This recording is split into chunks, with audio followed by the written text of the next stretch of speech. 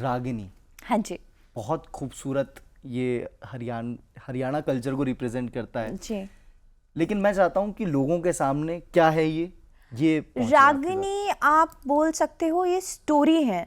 हमारे यहाँ पे बहुत अच्छे अच्छे कवि रहे हैं, जैसे दादा लक्ष्मी चंद, मांगे राम, धनपत सिंह, जिन्होंने इन स्टोरी ये कुछ खुद की स्टोरीज हैं, ये फिक्शन है जो उन्होंने खुद इंडिपेंडेंट लिखी है।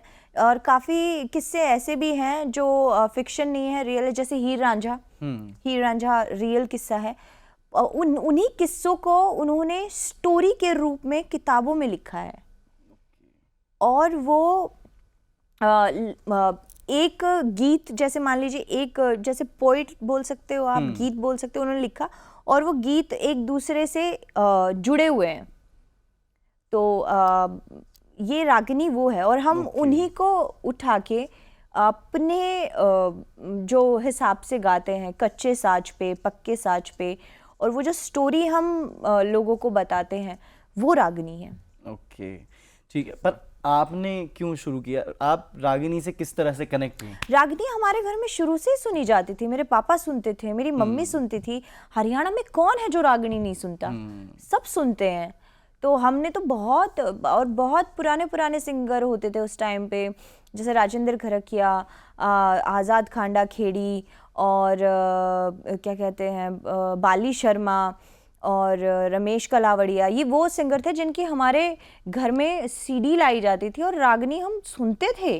ओके हम सुनते थे। हम तो पहले यूँ बोलते थे, क्या चला देते हैं ये सुबह सुबह, क्या दिमाग पक जाता है, क्या क्या करते हैं ये, कुछ समझ नहीं आता ये चल क्या रहा है।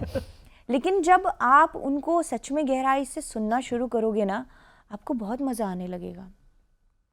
और वो फिर मुझे पता लगा जब मैंने उनको डीप, मतलब रागिनी आप ऐसे ही नहीं गा सकते, बिल्कुल उसके पीछे बहुत होमवर्क होता है। मैंने दिन रात, इतना तो मैं स्कूल में नहीं पढ़ी हूँ जितना मैंने उनको किताबों में लिखना। फिर आपको कंपोज उठानी पड़ती है, उसके साथ उसको सेट करना पड़ता है, उसको फिर रियाज पे लेके आना पड़ता है, फिर कहीं आप प्रिपेयर होते। एक रागिनी में आपको 20 से 25 दिन लग जाते हैं उसको प्रिपेयर करने के लिए, ताकि आप स्टेज पे उसे गा सको।